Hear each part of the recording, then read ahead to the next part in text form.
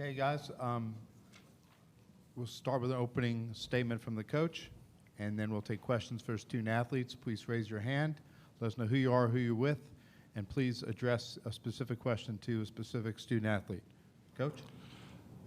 Great win, to a great team win. I thought we got performance from everybody. I thought once we slowed them up in transition, our zone gave them some problems. Unfortunately, they missed some shots, but I thought we did a good job rebounding the ball and taking care of the ball, especially in the first half. Any questions for the student athletes? Please raise your hand. Let us know who you are, who you're with, and specific question for the athlete. Second row. Gabe Bach with Texags. For Tony, specifically for you, this is your second trip to the Sweet 16 in 2 years. What does this mean to you as a senior? Well, it means a lot. In my senior year, I wanted to do something like this with the younger guys. I mean, I experienced this when I was a sophomore, and it was a great feeling. I talked to the freshman. I said, it's nothing better than winning a game in the NCAA tournament. So it's really good feeling to keep dancing. Second row. Olin Buchanan with Texags. To Tyler, how did y'all, or why do you think y'all were so dominant inside, and do you think you surprised them with the overall athleticism that y'all had? We just stuck to the game plan. We played to our strengths. We know we have the advantage on the inside against most teams. So we just do what we do every day. Just go to war on the inside and eat glass. Third row to our left. Kiara Luck of Black Sports Online. Other than statistically speaking, what did you guys have that UNC did that gave you this dominant win? Who'd you like to answer that? Whoever can answer. Tyler's fine. I think we had a certain togetherness today.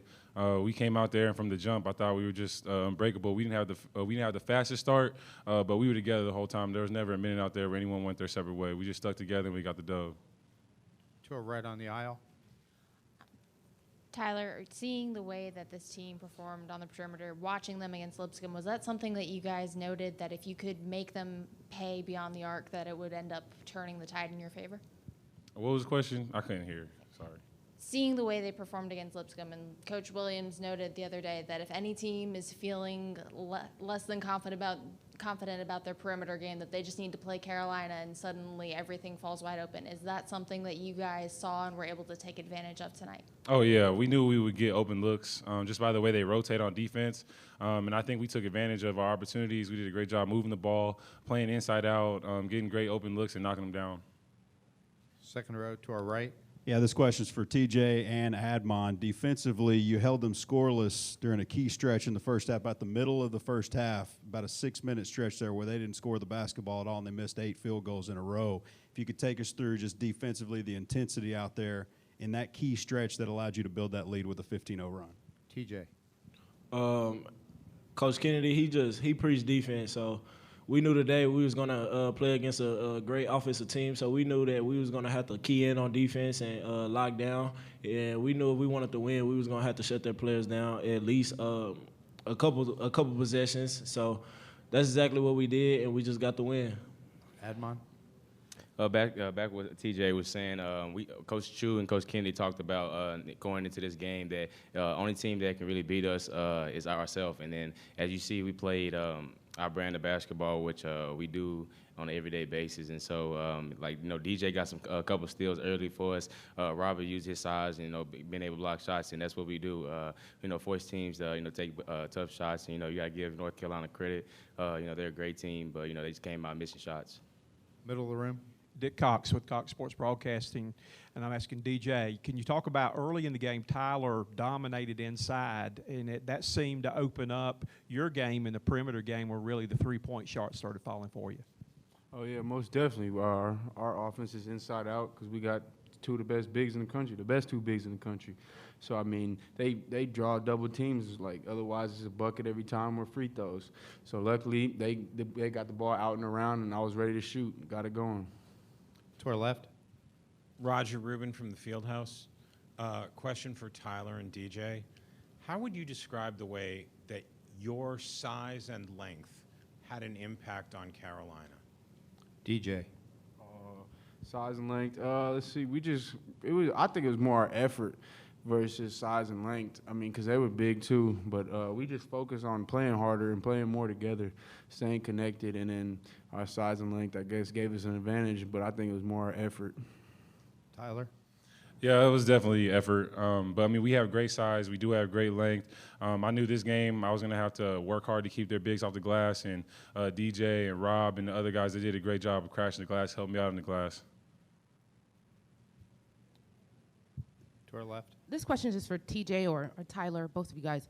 You guys are now the second team to make history in Charlotte. UNC had never lost a game in Charlotte prior to tonight. Did you come in? Did you know that coming in, or did your coach talk to you about that? And how does it feel to be the second team to make history in Charlotte? Tyler? I'm on this team. I didn't know I was on this team. This is my first time going to the NCAA tournament.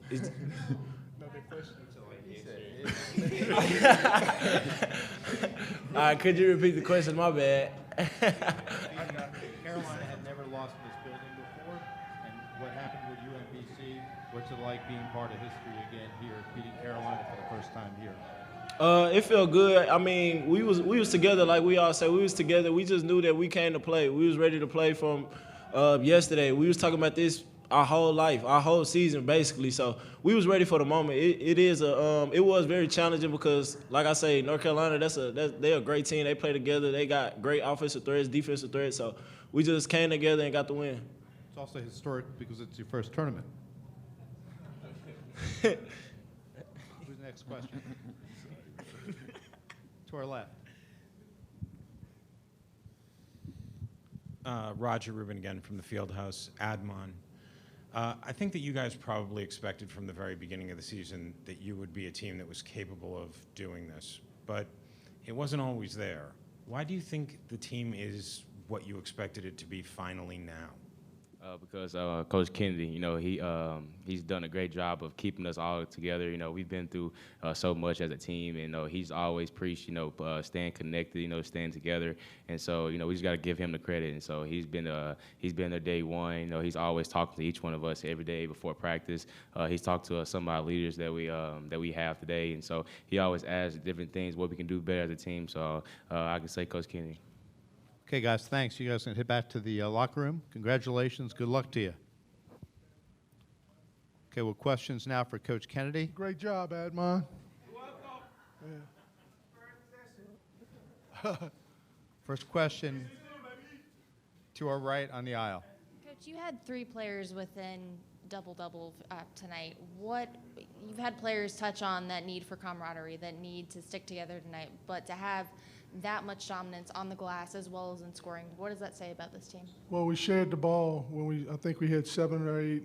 I don't know how many assists we had the first half. We moved the ball. We talked about making one more pass. And our goal was to defend the three-point line and make them take tough twos.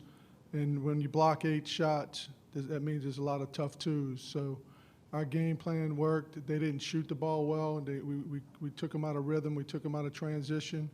Unfortunately, when they did get some open looks at the free throw line in the first half against our zone, they missed some shots that they usually make. And you got to have some of that happen at this time of the year to continue to advance on.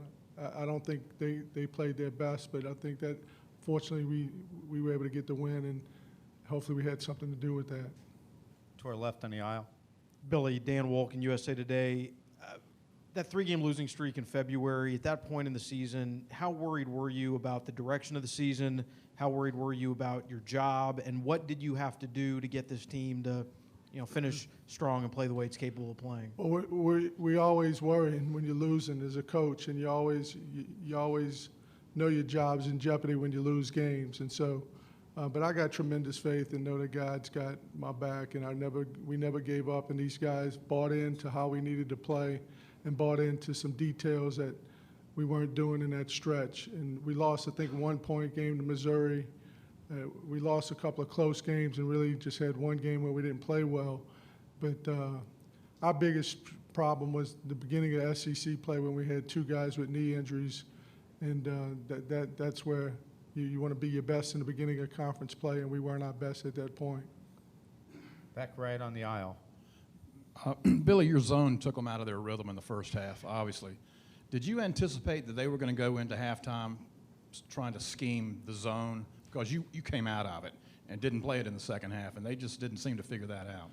Well, when they had certain lineups in the game, we wanted to play zone. When they had certain lineups in the game, we played man. And fortunately, I think we rattled their confidence a little bit, being up 14 at half. Here at home, the pressure reverts back to them. And when they did trap us, we got a couple of dunks. And when you get layups or you make open threes, we're tough to beat when we make threes all year. I don't know how many games we've lost when we've made more than 8 threes. I don't know what our record is, but when you make 10 threes and you have the post guys we have, we're tough to beat. Second row to our right.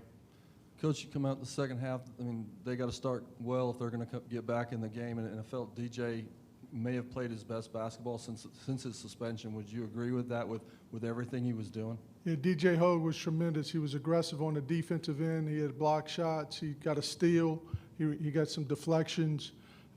He played like a junior plays in the tournament that's been in the tournament before, and really proud of him because he's been through some tough stretches too, shooting the ball, but he did some other things to help us win tonight that were really big. The Texas A&M locker room's open until 8:10. Next question to our left on the aisle. Roger Rubin from the Fieldhouse. Billy, I was trying to get at something with Admin, but he was pretty much just heaping the praise on you. I don't know if it's the stage or what it is, but why is the team playing its best now? I mean, you closed the season losing 4 out of 7. Well, we talked about in the beginning of last spring. We struggled last year, and we talked about March Madness all year long, and that was our goal. And we came to a point in our season where our backs were against the wall, where we knew we had to win games. And I really think it changed, our whole attitude changed, and we played with more of a sense of urgency in practice. Our practice habits got better, and we just got better. We grew up, like the light came on. We beat Vandy at Vandy, which is a tough task in our league, and from then on, our guys have been different. And when we prepare well and we're locked in and we play together, we're as good as advertised. North Carolina locker room is also open. It's open until 8:13. Second row to our right. Yeah, Billy, about 9 minutes or so without Davis really getting going offensively, but during that 15-0 run, I think he scored 9. How critical was that for you to start feeding the big fella and him to start feeling it offensively? His presence, even though we got him the ball, he didn't get some shots up. I thought he held it long. He was holding it too long, and he was waiting to see how they were going to play him. But he went and got it on the glass. He had some offensive rebounds, some effort plays that I think really sparked us and sparked him by the effort plays that he made. And that's what he's done all year. That's why he's first team All-SEC. He's been the leader and the most consistent player on our team all year with his effort and his attitude and his work habits. And that's why you see the success that he's had and why we've had success. Second row right in front of us. Billy Olden again. You have to dismiss one point guard. Another one gets hurt. You're essentially down to a third-string point guard that you've had to bench a couple of times. Could you have ever envisioned that you'd be in this position just about a month or so ago? I never did doubt. I never gave up because I knew we had talent. We got talent, and we got good kids. We got good kids who make mistakes, and unfortunately, they made more mistakes this year than I'd like. But they came together when they needed to come together, and I really thought that if we could always make a run because of our talent level and because of the quality of the kid that we have. And they grew up. We only have 2 seniors, and one of them got hurt, and it's not playing for us. So we don't have that. Everybody's young, it seems, this time of the year, but sometimes you can be young and even be old, immature. And I think we grew up some throughout the season, throughout the adversity. Middle of the room in front of us. Coach, can you talk about how you never let North Carolina make a run to get back in the game? As a matter of fact, you actually increased the lead every 4-minute TV timeout segment in the second half and kept the crowd out of the game. Well, we knew we needed to keep attacking. Sometimes you play back on your heels, but we kept attacking, and that's the kind of guys we have. We have some guys, especially when they're as confident as they are right now, we kept attacking, and I thought we moved the ball, and we got a couple layups. And when you're making threes like we made them, and then we were open. I mean, we had good shots, and we made the shots today, and that bred some confidence that we were able to increase the lead. Because I was concerned that their double team, their double fist, their trap would give us some problems, but thought our guys did a good job coming to the ball and making the extra pass. Okay, thanks, Coach. All right, thank Congratulations. you. Good luck.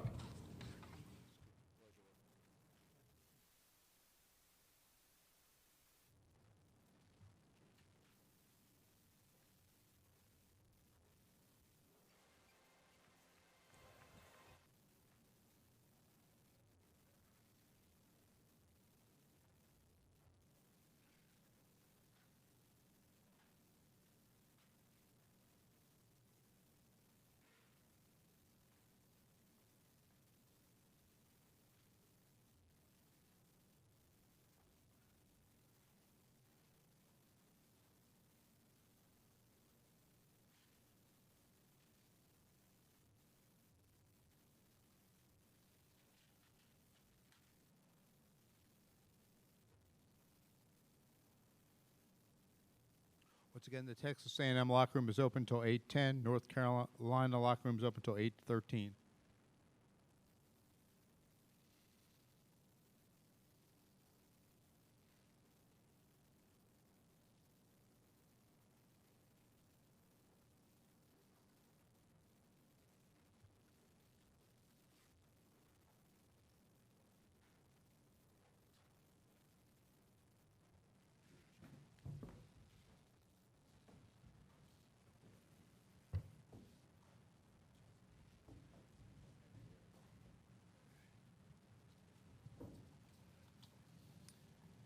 Well, there's 100 things I could say, and yet there's not a lot to say.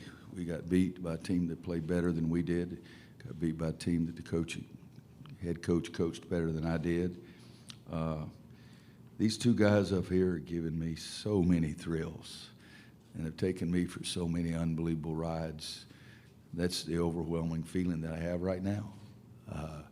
It's one of sorrow and sadness because we didn't play as well as we wanted to play. I didn't picture it ending like this. I pictured it ending with these guys having a huge smile on their face, but that's not college basketball. I congratulate Billy and his club. I told him I was really happy for him personally, and I meant that from the bottom of my heart. We had a difficult time. We went about a 6-minute stretch there where I was just figuring it up in the stat sheet. We were 0 for 6 and 3 turnovers, or 0 for 7 and 3 turnovers in a 6-minute stretch from like 11 minutes down to 11:37, 11:27 down to 6-something, and 5 to 6 minute stretch there that we weren't very good. And then we were playing from behind, and I've done a poor job of getting these guys in what they need to do at that point. So it's, again, it's on me. But, you know, in coaching, you have some great moments. You have some tough ones. And these two guys right here particularly been involved in some of the greatest moments I've ever had. And right now, I'm very appreciative for them. And I can't think of any time where I'm sadder. So if you guys will ask questions to players first so they can hustle on back and get showered, that'd be great. First question to our left, middle of the room. Again, please let us know if it's for Joel or Theo. It's actually for both. Kiara Luck of Black Sports Online. As you guys know, fans are outpouring their love for you guys and thanking you for the years that you played. And Marcus Page just tweeted that, you know, he remembers you guys coming in as freshmen, dancing and yelling and arguing 24/7. And he thanked you guys for what you've done for UNC. What do you say to fans as your last time playing ball for UNC? Joel. I wish it wasn't my last time. I've had so much fun here, and I really felt like coming to North Carolina really turned my life around and changed me into a young man, and I think that's the most important thing. And just thinking about coming in freshman year and, you know, with a short haircut and not looking good on the court, and then to now, I mean, I just got to thank my teammates and thank my coaches for believing in me and having the confidence in me. And like I said, it's just been a lot of fun. But, you know, everybody sees what happens on the court. But, you know, the biggest thing for our program is for coaches to develop players and get the best out of them, but also at the same time make sure that he's continuing the morals and values that our parents taught us when we were in high school. And that was the biggest thing that my mom wanted Coach to do, and I think that he did that for me. And so more than anything on the basketball court, I appreciate Coach for doing that. Theo.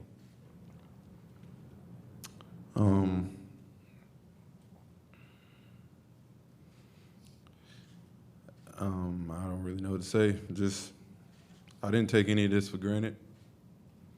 I came in every day with a smile on my face. I wanted everybody to have a smile on their face, even on the lowest of lows when we were going through stretches where we were losing. And I always came in and tried to be that spark as far as that, putting a smile on everybody's faces. And I know we don't have that right now, but that's because these three up here were competitors. But at the end of the day, I know everybody knows me. I'm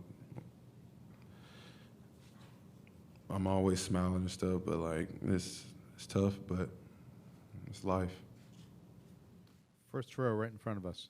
Freelander, North State Journal. Joel, you guys got off to a strong start, and I believe it was up 20-13. What changed after that and brought on the stretch that Coach was talking about? Yeah, at the start of the game, I think we were getting to the basket. We were being aggressive, and that's what we wanted to do. And then we just started settling for outside shots. And, you know, the three wasn't going in, but every time it's like we got the ball inside, we were getting something productive. And then on the offensive end or on the defensive end for us, their big guys got going, and it was just tough. It was tough to stop them, and then they would score, and then we would go down and shoot an outside shot and miss, and then they'll come back down, get the ball inside, and shoot it right at the basket. So I think that we just stopped being aggressive after we got the lead, and that's why everything turned around. Second row to our right. Roy, I apologize if this is repetitive. I'm just back from the locker room. Question for the student athletes first, Oh, okay. Does it feel, guys, I was asking your teammates, they all said it feels less like the end of a season and more like the end of an era with you guys walking out. Does it feel that way for you as well?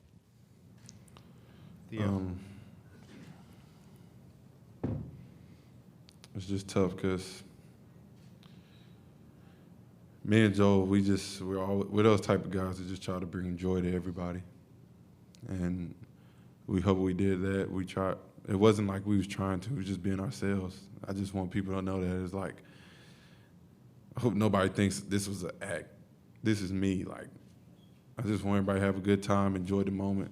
And that's probably the main reason I'm not crying right now, is because I've enjoyed every single moment I had with Coach, Joel, and all my teammates in the past, teammates in the locker room right now. It's just, that's the hardest thing. I won't be able to go get on a plane with them all the 5 hours to LA to spend more time with them. Like, it's over. That's the toughest part. It's tough. To our right, standing. Right here. For Theo and Joel, just in the locker room talking to Andrew and Brandon Robinson, Kenny and some of the guys, and they were talking about what they learned from you guys, seeing you kind of grow, for some of them just 1 year, some 2 years, some 3 years, seeing you guys grow and develop to become what you were going into this weekend. Do you guys have an understanding of how much you've taught these other guys, how much you've passed on to them these last couple of years, from work ethic to competing and all that kind of stuff? Joel. For me personally, I've just tried to get them to understand that you got to put in the time and the work to be able to get what you want out of being at this program. And, you know, it's hard coming in as a freshman and trying to adjust to being on your own and trying to just being away from home and learning how to be an adult. And not everyone can do that. And, you know, it's just, you got to, freshman year, I kind of took it for granted a little bit, but once I started realizing that I had to put in the time and started And if it's what I love to do, I had to put in time for it. And that's when everything turned around for me. So hopefully, more than anything, I just hope I can leave for those guys that, you know, if they want to get the best out of what they want to do, you have to put in the time and the effort. And out of anything, that's what I want to leave here. And hopefully they can take that from me. Yeah. Yeah, like I said before, Coach does like I said on senior night, he let me be me. And he learned how to turn it as far as when it's game time. I know time and place when I need to be serious and time where I can play around a little bit just to keep everybody loose. I mean, it hasn't been that way since I've been here. As y'all say, we always loose. The team is always loose. And then probably now y'all be like, were they too loose? But we won a national championship last year. We're probably the loosest we ever been. And then, I mean, it's just have fun playing the game. I think that's the biggest thing. I'll try to teach the younger guys, just have fun playing the game and play for each other and this coaching staff. Okay, Joel, Theo, thank you. Congratulations on a great year and a great career. Thank you. Okay, questions for Coach? First one, middle of the room to our left. Hey, Coach, the attachment to players is beyond evident. Talk about how this program is bigger than basketball, because even if they graduate, you know, it seems they always gravitate back towards, you know, Kendall's back and Shamae's back. It's evident that this program is much bigger than what's on this court. Can you talk about the bond that you build with these guys? Well, I hope it is. That's my dream. That's my goal. The best time as a coach is when you see your players accomplish something that was really difficult, and to see the look on their faces. There's nothing better than that. Nobody's got any job anywhere, anytime that's better than the feeling I have at those moments. And I do try to coach the game of basketball, but I do try to tell them it's part of life too. I told them it's the most inadequate feeling I've ever felt, and I feel it all the time. Last game of the year, but I think I've felt it more today than any other time. I'm not ashamed to say that I love these kids. And if you only had any idea how much fun that they have been for me. And 3 of the last 4 years have been very difficult. And those kids were my salvation. They really were. Things were not pleasant. I didn't like what people were saying to me.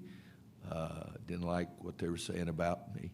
I didn't like getting a piece of mail that was addressed to Mr. Cheating Bastard. And so those kids on the court, were my salvation. And you have no idea how much fun that was. And I don't want to be too dramatic, but that was hard for a long time there. And those kids really made my day, every day. And I've been the luckiest man alive because I had kids that made me feel like what I said was halfway important. And, you know, and when I was a younger coach, you guys know me, shoot, I can cry at the drop of a handkerchief. I dropped it just a minute ago trying to wipe something away. I had a writer one time say that, you know, I guess we're going to watch Roy cry today, and I'm not ashamed of it. But I'll tell you one thing, I told that sucker to tell me that to my face, and he ran his ass out of the room quickly too, so that doesn't bother me in the least bit. But if you're coaching, you try to give them something that can stick with them forever. And that's always been really important to me. It's corny, but that's always been really important. Back of the room. Coach, Evan West from NBC Charlotte. Yeah. How often do you think of retirement? The last 30 minutes. You know, I don't do that, guys. I think about the next practice, the next game. One of my best friends in the world, Jerry Green, asked me when I was Coach Smith's assistant, what's your 5-year plan, your 10-year plan? I said, I've never have one, never will have one. I try to coach and do the best I can today and hopefully get a chance to do the same thing again tomorrow. I realize I'm 67. I mean, you know, can't run up and down the sidelines. I can't get out and demonstrate like I used to, and I wasn't a very good player, but I could demonstrate what I wanted to. So, no, I don't think about that. I think about jumping off the top of the building right now, but I don't think of retirement. Standing to our right. Coach, along the lines of what I asked Theo and Joel, how much satisfaction do you get out of watching two guys like that grow and mature and pass that on to the younger guys the way they were just talking about in the locker room? Well, I get satisfaction out of that, but I got a lot more satisfaction out of them talking about those things last year after we won too. But I want to give them some things. My high school coach told me, said, you give coach a guy and you can see some things you gave him 30 minutes later, and it's your job to make sure it's something positive. You know, so that's me. But I have a desperate, probably not a good word, I have a desperate desire to win, and to see the looks on their faces in that locker room as opposed to what I looked at a few moments ago. Back to the room right. Roy, how much did their zone, or why did their zone bother you so much? And when they weren't in it in the second half, did that surprise you a little bit? Well, it bothered us a great deal, and I was surprised because we've handled some pretty good zones pretty well. And we've shot the ball really well. I've always talked to you guys about having great balance, and I thought that was the most important thing on the offensive end is being able to score inside and outside. And we've been way too far to the perimeter shot. Every big game in the NCAA tournament, every game gets a little bigger. I mean, last year people thought it was an ugly game, and it was if the only thing you care about is field goal percentage. But when you're playing for the national championship, there's a little pressure on the kids, and perhaps my guys got a little more pressure today than I wanted them to have. Because being a basketball player in North Carolina carries some responsibility with it. And but no, you go back and look. I don't know that anybody's really hurt us with the zone, and we didn't change anything the last 48 hours. But when the shots didn't go in early, I really jumped them at one point because, God, we had never gotten the basketball inside. And, you know, go 1 for 13 from three and then miss a wide open one to first or second possession, second half, and they make two of them.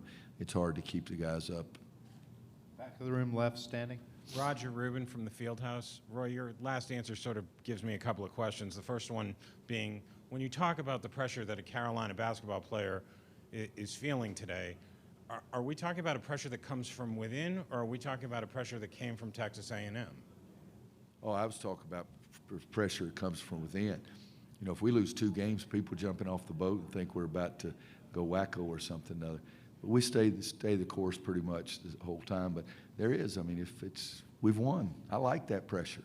People ask me, does it bother me? Hell, there's no person ever.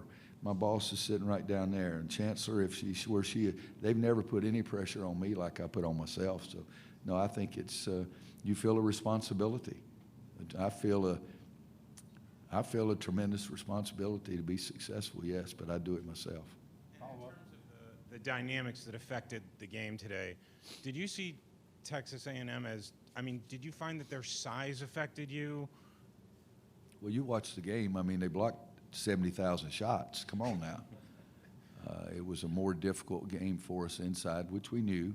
But you know, and let's make sure we don't do one thing. Let's just don't say that North Carolina screwed this up or North Carolina didn't do that. You know, Texas A&M is pretty doggone good, and they did some good things, and they did what they did to us inside early in the game. Shocked us, even though we knew they were good, because it shocked us because we weren't making the outside shot. And now all of a sudden, I felt like I had kids looking at the score more tonight than I've ever had kids in my life. But let's make sure that we give Texas A&M credit too. Middle of the room in front of us. Just to follow up on that, Roy, it did feel like yesterday you saw a little bit of this coming in terms of the matchup for you guys and their size. I'm sure you take no solace in being right, but it did seem like their interior play got the best of you. Well, they did. You know, we've beaten up a lot of people over the years because that's been extremely important to us, and tables were really reversed today because we've been able to mask the problem all year long by making enough jump shots and getting to the free throw line, doing some things, and we weren't able to do that today. And Joe, you've seen probably most of the games, if not all the games this year. I'd say it's probably the only game where somebody just dramatically handled us inside, or maybe at a higher level. But they were good. I mean, I tried to recruit Tyler Davis early and Robert Williams. I mean, nobody jumps any higher and blocks more shots than that guy does. And I still think that Garrison, Sterling, Huff, and Walker, those guys are going to be good players. I've said a couple of times the last couple of weeks that the kind of guys we have when they're juniors, sophomores, I'll say, because that means next year too, sophomores, juniors, seniors, they're able to handle some of the more gifted freshmen. Well, today they had guys that weren't gifted freshmen. I mean, Tyler and Robert have been around a while, but, you know, I think our guys are going to be good, but today was a fear, you know, and I guess we've dodged it quite a bit all season long. Again, middle of the room. Coach, you play in a tough conference, one of the toughest conferences in America, and then last week you had a grueling week getting all the way to the championship game, and then you have to come back and do it again. Do you think that ever takes a toll on your team or maybe the teams in the conference based on what happened to Virginia and what happened to y'all today? You know, I don't know. It's maybe because I'm not that deep a thinker, but I didn't think we had fresh attitude or fresh legs either one today. I told them I hate some things about summer basketball. I love other things because it gives kids a chance to be seen, and I think they're far more positive than they are negative. But I watched a game one time where one of my guys that I eventually got made one of the stupidest blankety-blank plays ever right before the end of the game. They lose. And they come over and the coach says, all right, guys, grab your stuff. We're on court 3 in 1 hour. You know, I don't like that because winning, by God, is important. And if you make mistakes, I want you to feel badly about it. So, you know, it's more teaching and training. But I did feel like, and one of the coaches even said they were acting like it's a summer league game. You know, well, we got another game, you know, in an hour or so. But I don't have an answer for why we didn't feel like we were at a high level physically. I don't have an answer for why we didn't feel like we were high level mentally. But I thought they had much more a workman-like attitude than we did, and really pretty early in the game. And I think that's my fault as a coach. Okay, Coach, thank you. Thank you, guys.